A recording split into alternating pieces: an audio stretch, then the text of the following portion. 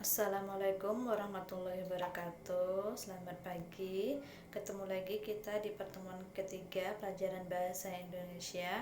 Pada pertemuan ini kita udah masuk ke bab 2, yaitu tentang mempelajari teks eksplanasi. Pada bagian satu ini kita akan mengidentifikasi informasi dalam teks eksplanasi lisan dan tulisan, kemudian mengkonstruksi informasi dalam teks eksplanasi.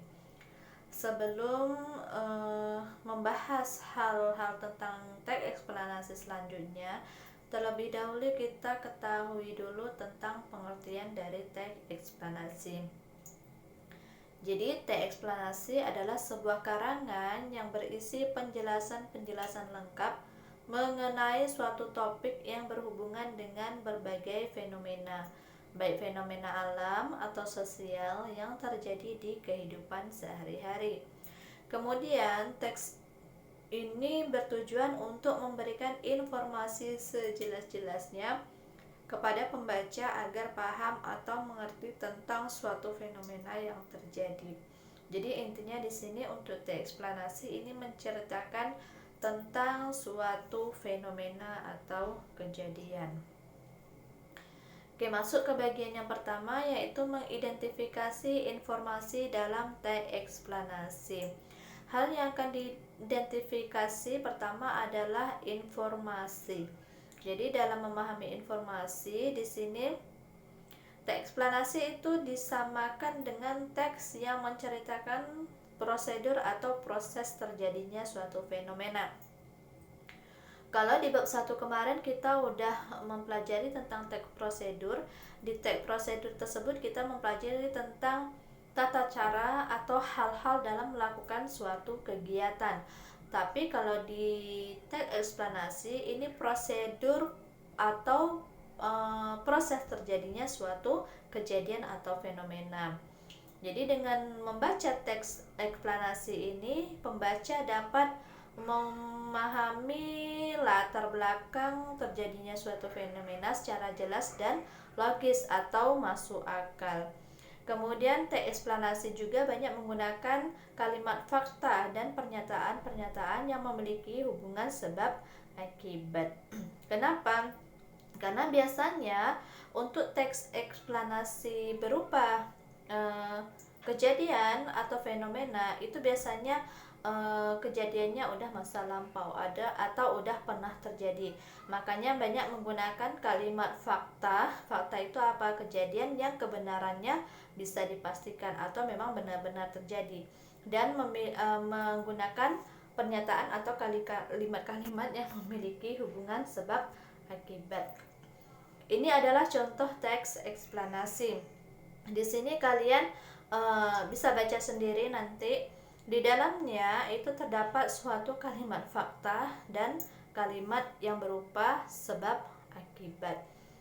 Oke, bagian yang kedua yaitu menemukan gagasan umum dan fakta penting dalam teks eksplanasi. Jadi dalam suatu teks eksplanasi itu biasanya tersusun dari paragraf-paragraf. Jadi yang namanya paragraf itu kita kemarin udah bahas juga, paragraf ada beberapa macam. Salah satunya ada paragraf deduktif yang gagasan umumnya ada di gagasan pokoknya ada di awal kalimat. Ada paragraf induktif yang letaknya di akhir kalimat di akhir paragraf. Dan paragraf campuran yang letak gagasan utamanya itu di awal dan akhir paragraf. Ini adalah contoh paragraf yang gagasan umumnya terletak di awal paragraf ya. Contohnya adalah di situ dampak penyebaran virus SARS terhadap bisnis perhotelan. Kemudian untuk teks eksplanasi biasanya paragraf yang selalu digunakan itu berupa paragraf deduktif atau gagasan pokoknya ada di awal paragraf. Oke, kita lanjut ke bagian yang kedua yaitu mengkonstruksi informasi dalam teks eksplanasi. Yang dalam dikonstruksi pertama yang dikonstruksi di sini adalah bagian-bagian pokok teks eksplanasi. Bagian teks eksplanasi itu ada 3. Yang pertama pernyataan umum, yaitu gambaran awal tentang hal yang disampaikan. Kemudian yang kedua, deretan penjelas. Deretan penjelasan ini penjelasan yang disampaikan ini masih berhubungan dengan pernyataan umum. Kemudian yang ketiga, interpretasi, yaitu pandangan atau kesimpulan. Kesimpulan dari deretan penjelas dan pernyataan umum. Ini adalah contoh dari pernyataan umum. Di sini nanti ada 3 paragraf, ya. Ini paragraf kedua dan ketiga. Oke. Paragraf pertama di sini berupa pernyataan umum.